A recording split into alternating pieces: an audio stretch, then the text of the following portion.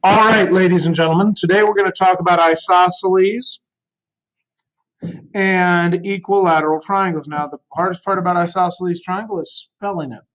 Equilateral. So, isosceles triangles are triangles that have two congruent sides. That makes sense. Equilateral, equa meaning equal, lateral meaning side, has three congruent sides. So these two are not congruent to each other, so let's just clarify that, I guess. But they have pieces that are equal to each other within the triangle. Now, we have a number of theorems. The first theorem that we have is called the base angles theorem. The base angles theorem says that in any isosceles triangle, the base angles are congruent. In any isosceles triangle, the two base angles are congruent. Now, by what do we mean by base? It means the angles that are across from the sides. This is where if you stood the isosceles triangle up correctly, that these two angles will be on the bottom. Now, sometimes we have something like this that's like a pennant or something, okay? And we have something that looks like this. The isosceles triangle has this side, or this side congruent to that side. And so which two angles would be the base angles?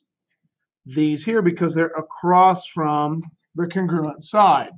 So we have those. Base angles theorems are congruent. Now you have the converse of that.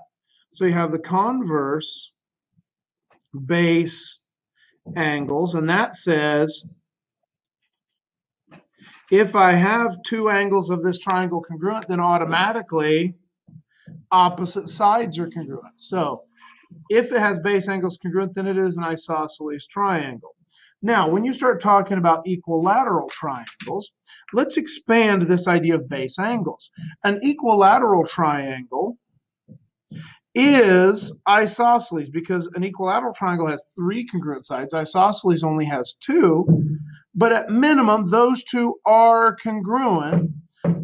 So at minimum, this base angle is congruent to this base angle. But the thing about it is, if I were to look at this triangle like this, now this side and this side are congruent, so this angle and this angle are congruent. Again, let's move it around this way. This side, so this angle, so all three are congruent to each other. So the theorem says that if it is equilateral, it is equiangular. So if it's equilateral, it's equiangular. So all sides, all angles are congruent. Now, using and building off that theorem, what we can say is that every angle in an equilateral triangle is 60 degrees.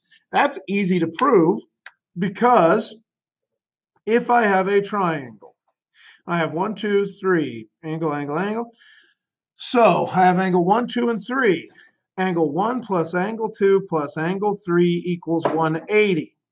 But the thing about it is, we already know that if it is equiangular, it's equilateral. So angle 1 is congruent to angle 2, is congruent to angle 3. So that is the same thing as saying angle 1 plus angle 1 plus angle 1 is 180. So 3 angle 1s equal 180. So divide both sides by 3. Angle 1 equals 60. There we go. Angle 1 equals 60. So all angles and all sides of an equilateral triangle are congruent, and all angles of an equilateral triangle measure 60 degrees. So starting from something that looks like that, we have a number of theorems that we need to put forth.